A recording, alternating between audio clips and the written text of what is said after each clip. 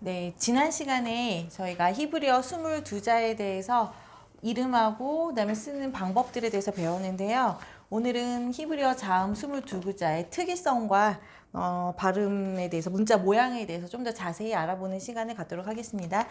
제가 손으로 만들긴 했지만 자료를 만들었거든요. 이 자료를 반드시 다운해서 같이 수업에 임하시면 훨씬 더 많은 도움이 되실 것 같아요. 그리고 이거는 아직 모음은 배우지 않았지만 자음하고 모음, 이름, 그다음에 게마트리아가, 그다음에 뜻이 잘 정리되어 있는 표이기 때문에 같이 다운 받으셔서 참고하셔서 외우시면 좋을 것 같아요.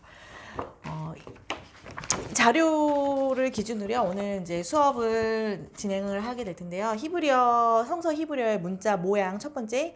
제가 지난 시간에도 말씀드렸는데 히브리어는 22자가 히브리어 알파벳 또는 알렙벳이라고 저는 좀 표현을 하고 싶은데, 알렙벳은 22개의 방형체로 되어 있고요. 이들 모두는 자음을 나타내는 문자들이지만 일부는 모음도 나타내기는 한다라고 말씀드렸죠. 그래서 일단 지난 시간에 이어서 방형체가 뭐냐면 네모칸 안에 꽉 차게 쓰이는 글씨를 방형체라고 하고요. 그래서 히브리어가 대부분 이렇게 방형체로 쓰여져 있고요. 다 그런 건 아니고 예외가 있다고 말씀드렸죠. 그래서 그 예외가 예를 들면 요드 같은 글자, 작은 글자죠. 상단부에만 이렇게 위치하고 요드. 그다음에 기멜은 보통 이제 네모칸 꽉 차게 그런 게 아니라 거기에 한 2분의 1 정도만 기멜. 그다음에 라메드 같은 경우는 오히려 위로 삐져나와서 이렇게 예외되는 글자들이 있다라는 것도 기억을 해주세요. 대표적으로 이제 요드, 기멜, 라메드. 그리고 저희가 캄네페치 문자는 아직 오늘 하긴 할 텐데 안 배우긴 했지만 캄네페치 문자의 대부분들이 방형체를 좀 삐져나오는 글자거든요. 저기 파란색으로 제가 써놓은 문자들이 캄네페치 문자거든요. 거기에 나와 있는 맴을 제외한 나머지 문자들은 다 이렇게 방형체에서 삐져나온다고 생각을 해주시면 돼요. 이렇게.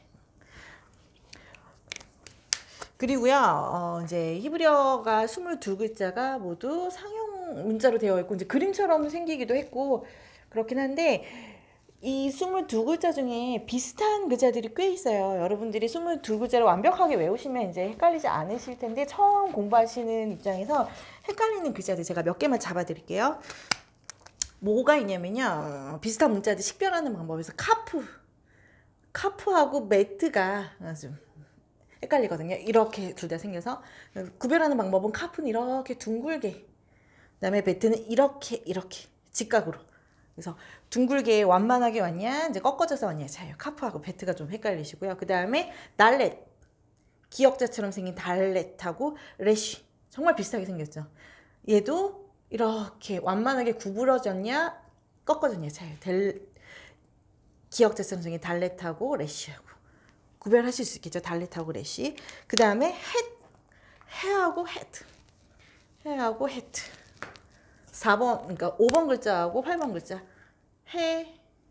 해하고 헤트. 정말 비슷하게 생겼고, 발음도 참 우리나라 말로는 구별하기 힘들지만, 여기서 구멍이 뚫린 건 해 또는 헤이라고 읽기도 하거든요. 해. 그 다음에 얘는 이렇게 해. 세게 읽어주시면 돼요. 요 차이예요. 구멍이 뚫렸느냐, 뚫리지 않았느냐. 라는 뜻이. 그 다음에 또 맴하고 싸맥 비슷하게 생겼죠. 싸맥을 이렇게 쓰다 보면 미음자처럼 비슷하게 보이거든요.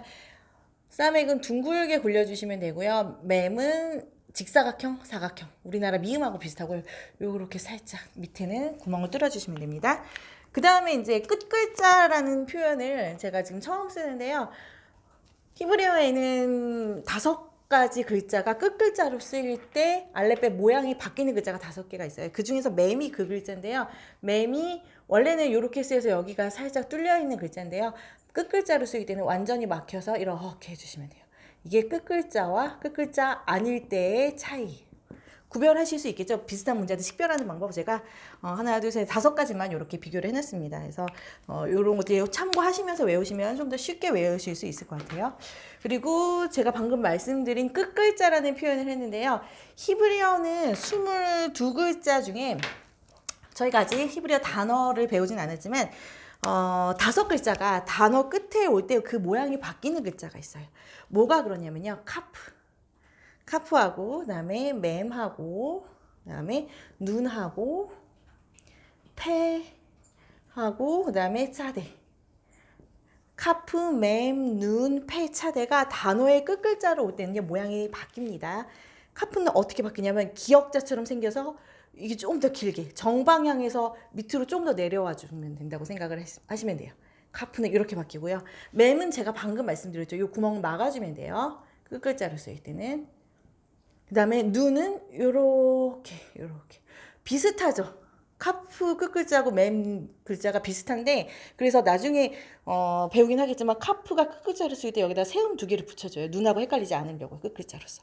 어쨌든 카프 끝글자, 눈 끝글자. 카프가 글씨가 눈보다는 훨씬 더 이제 뚱뚱하긴 하지만 그냥 쓰였을 때 이게 이건가 구별하는 방법 중에 나중에 세음을 찍는 방법이 있는데 그건 천천히 같이 공부할 거고요. 눈의 끝글자, 패의 끝글자 이렇게 돼요. 그 다음에 차대의 끝글자, 영어 알파벳 Y랑 비슷하거든요. 이렇게. 그래서 5글자. 외우기 쉽게 카프, 그 다음에 맴, 그 다음에 눈, 그 다음에 차대, 아니, 패죠, 얘가. 패, 차대. 요 글자들, 앞글자를 따서 캄네페츠라고 말을 따서 외워요. 이 5글자를요. 5글자 단어 끝에 쓰일 때 모양이 바뀌는 5글자 카프, 맴, 눈, 패, 차대. 외우기 쉬우시면 그냥 외우시면 되고 저는 이 앞글자를 따서 캄네페츠 글자라고 외우거든요. 캄네페츠 글자. 그래서 이 글자들 외우기 쉽게 캄네페츠라고 읽었긴 하는데 이 캄네페츠 글자들이 아까 제가 말씀드린 정방형 글자 중에 벗어나는 글자들이 맴 빼고는 전부 다 정방향에서 밑으로 삐져나와요. 이렇게 정방향에서 밑으로 삐져나와서 글자가 다른 글자보다 길다라고 봐주시면 돼요. 이해하실 수 있겠죠? 여기까지? 네. 그 다음에 히브리어의 발음의 특이성에 대해서 말씀을 드리려고 합니다. 히브리어는 다른 언어에 비해서 후음이 굉장히 발달된 언어라고 봐주시면 돼요. 다른 언어에 비해서라고 말씀드리면 제가 뭐 많은 언어를 아는 건 아니긴 하지만 우리나라 언어에 비해서 우리나라 말은요 후음이 히읗자 하나 지금 현재로는 우리나라 국어에는 후음은 히읗 하나 존재하거든요. 제가 알기로 중세 국어에 이런 글자도 있었고 이런 글자도 있었고 근데 지금은 다 없어져 버렸죠. 다 없어지고 히읗 하나만 있거든요. 근데 히브리어에는 후음이 4가지가 있는데 히브리어를 앞으로 이제 히브리어를 배우시게 될 텐데 히브리어를 가장 히브리어답게 만들어주는 글자가 바로 후음이에요. 후음. 후음은 쉽게 말하면 목구멍 소리라고 생각을 해주시면 되고요. 히브리어의 독특한 음색을 표현하는 가장 대표적인 4글자가 후음인데 후음이 뭐가 있냐면 알렙하고 해, 그 다음에 아인, 헤트. 이 4글자가 히브리어의 후음이라고 봐주시면 되고요.